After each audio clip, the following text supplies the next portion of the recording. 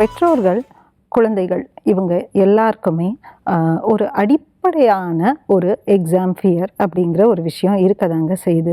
காலம் காலமாக இந்த விஷயம் இருக்க தான் செய்யுது.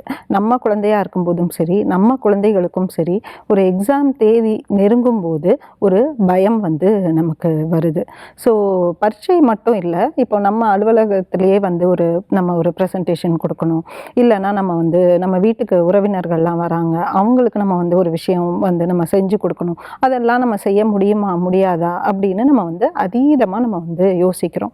ஸோ முதல்ல இந்த பயம் அவசியமா அப்படின்னு கேட்டிங்கன்னா, உளவியல் ரீதியாக என்ன சொல்கிறாங்கன்னா, எந்த ஒரு காரியத்தையுமே நம்ம செய்ய ஆரம்பிக்கும் போது ஒரு குறைந்தபட்ச பயம் நமக்கு கண்டிப்பாக இருக்கணும்.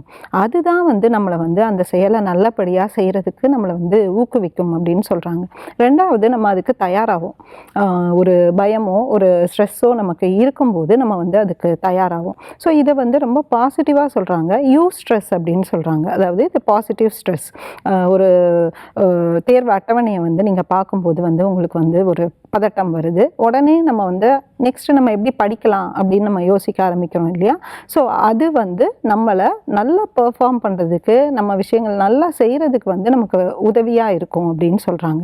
அதே நேரத்தில் அதீத பயம், அதீத பதட்டம், ரொம்ப ஸ்ட்ரெஸ்ஸு, நான் எனக்கு தூங்க முடியாத அளவுக்கு எனக்கு ஸ்ட்ரெஸ் வந்துச்சுன்னா நெக்ஸ்ட் டே பார்த்திங்கன்னா அது நம்மளுடைய பெர்ஃபார்மன்ஸை அஃபெக்ட் பண்ணும் அப்படின்னு சொல்கிறாங்க.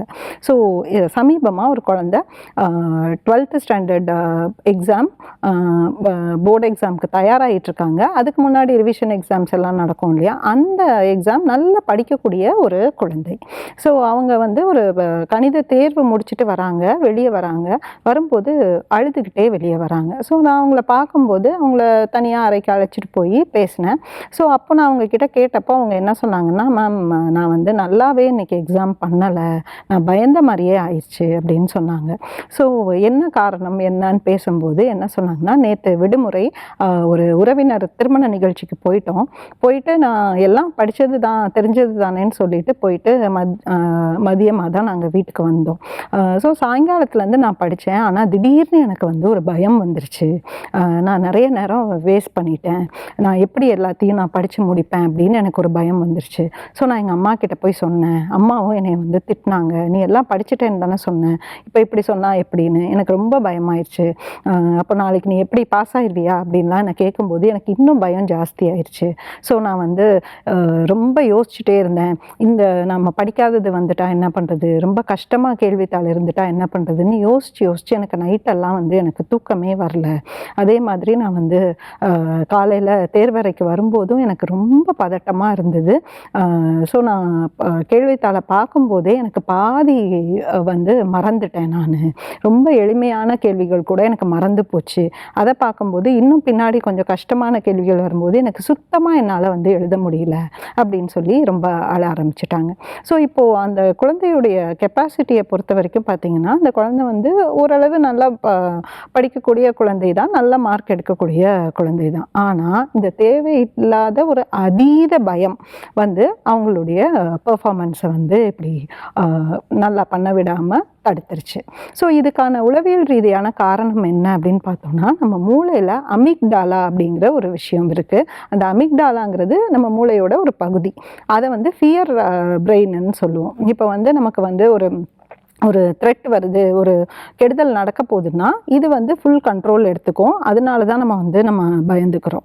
ஸோ அப்போது என்ன ஆகும் அப்படின்னா, நம்மளுடைய ஒர்க்கிங் மெமரி வேலை செய்யாமல் போயிடும். இந்த ஃபியர் பிரெயின் ஒர்க் பண்ணும்போது ஒர்க்கிங் பிரெயின் அதோட வேலையை நிறுத்தி கொள்ளும். ஸோ இதை எப்படி ஓவர் கம் பண்ணுறது அப்படின்னு கேட்டிங்கன்னா, அதுக்கு ஒரு டெக்னிக் இருக்குது. அதுதான் பாசிட்டிவ் விஷுவலைசேஷன். ஒரு விஷயத்தை செய்ய முன்னாடி ஆட்டோமேட்டிக்காக நமக்கு தோன்றது நெகட்டிவ் விஷயங்கள் தான். எங்கே நம்மளால் இதை நல்லா பண்ண முடியாமல் போயிருமோ, எங்கே என்னால் தேர்வு ஒழுங்காக எழுத முடியாமல் போயிருமோ அப்படிங்கிற விஷயங்கள் தான். பட் இதை நம்ம கொஞ்சம் மாற்றி அமைக்க முடியும். எப்படின்னா, இந்த பாசிட்டிவ் விஷுவலைசேஷன் அப்படிங்கிற இந்த டெக்னிக் ரொம்ப ரொம்ப சிம்பிள். அதாவது நம்ம கண்களை மூடிக்கிட்டு ஒரு 5 நிமிஷம், ஒரு 5 படிநிலைகளில் நம்மளுடைய வேலையை நம்ம நினச்சி பார்க்கணும். இப்போ இந்த குழந்தையோட எக்ஸாம்பிள் நம்ம எடுத்துக்கிட்டோம் அப்படின்னா, இந்த குழந்தை எப்படி பாசிட்டிவ் விஷுவலைசேஷன் பண்ணலான்னா, நான் தேர்வறைக்குள்ளே போகிறேன், கேள்வித்தாளை வாங்கி பார்க்குறேன், கேள்விகள் எல்லாமே எனக்கு வந்து ரொம்ப எளிமையாக இருந்தது. நான் என்னுடைய தேர்வை வெற்றிகரமாக எழுதி முடிச்சிட்டேன். டைமுக்கு நான் வந்து என்னோட தேர்வுகளை வந்து நான் முடிச்சிட்டேன். ஆன் டைம் நான் ஃபினிஷ் பண்ணிட்டேன். தேர்வறையை விட்டு வெளியே வந்துட்டேன். இப்படியான சிந்தனைகள் வந்து அவங்களுக்கு வரும்போது அவங்களுடைய அந்த அமிக்டாலாவுடைய வேலை குறையும். ஒர்க்கிங் பிரெயின் கொஞ்சம் நல்லா வேலை செய்ய ஆரம்பிச்சிடும். ஸோ இதை வந்து அவங்க முந்தின நாள் அவங்க நெகட்டிவாக யோசித்து கவலைப்பட்டு தூங்காமல் இருந்த நேரத்தில் கொஞ்சம் இந்த பாசிட்டிவ் விஷுவலைசேஷன் பண்ணுனா அவங்க கொஞ்சம் ரிலாக்ஸ் ஆவாங்க. அதன் மூலமாக அவங்க இன்னும் கொஞ்சம் நல்லா படிக்க முடியும். தேர்வு எழுத ஆரம்பிக்க முன்னாடியும் இது மாதிரியான ஒரு சின்ன சின்ன ப்ராக்டிசஸ் அவங்க செய்யும்போது அவங்களுடைய பயம் குறைஞ்சு அவங்களால என்ன பெர்ஃபார்ம் பண்ண முடியுமோ அதை முழுமையாக பண்ண முடியும்.